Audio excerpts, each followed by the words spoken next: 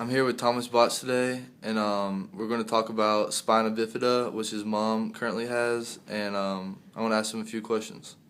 Do you mind telling me a few things about spina bifida and what it is? Spina bifida is the most common birth defect in the country. It actually leaves you having disabilities the rest of your life. Spina bifida is actually known as split spine. Your spine is just not fully developed. It's one of the things where there's multiple things that can happen. You can become paralyzed partially, you can have bad motor function, and because you have these functions and such, you actually end up having, you could have mental disabilities, you could have just social disabilities, you're not good with people, sexual issues, you cannot have children, male or female, you can just not conceive.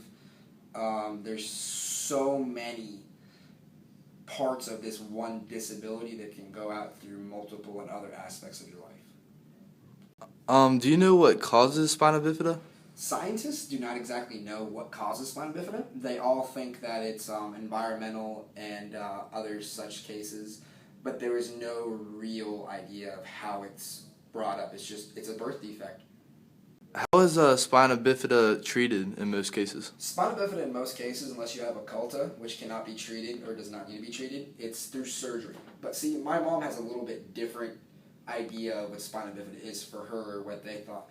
My mom had walking issues. My mom actually, instead of your feet being straight, they were bowed out like this. So she would walk pretty much like that with her feet. So when she was 7 years old, she had her left leg amputated right below the knee and her right ankle amputated. So since the age of 7 years old, my mother has worn prosthetic legs, and she was actually walking up until her early 40s.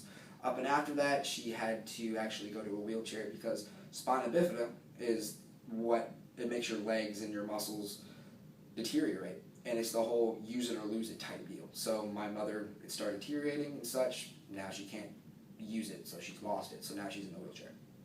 Physical limitations exist.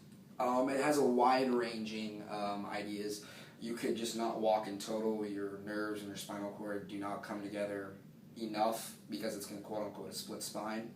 You could have to wear braces. You could have to use crutches, walkers, wheelchairs like my mom's gone into. People can get prosthetics to help them with those problems to aid them, but they still might end up having to use crutches or even wheelchairs when they're doing large amounts of walking.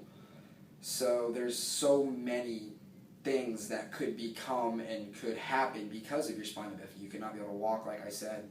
You could not be able to move certain parts of your body because it's dealing with your spinal cord. Your spinal cord makes you do everything. It sends your signals from your brain. So there's so many, but just a few, like I said, could be you could need braces to help walk. You could need a wheelchair to move around.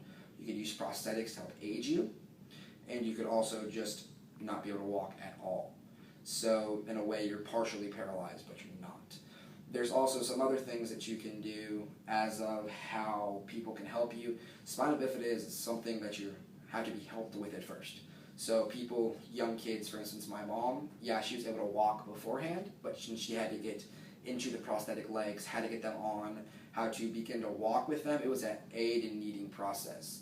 So people might have these physical limitations, or they may have these quote-unquote mental limitations, but you could lead a normal life, but you may need some aid before or when you get older.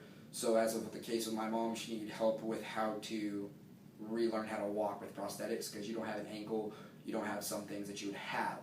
So she had to have aid to begin walking again, and then from then on she didn't need it. So Thomas, how has this affected you as a person?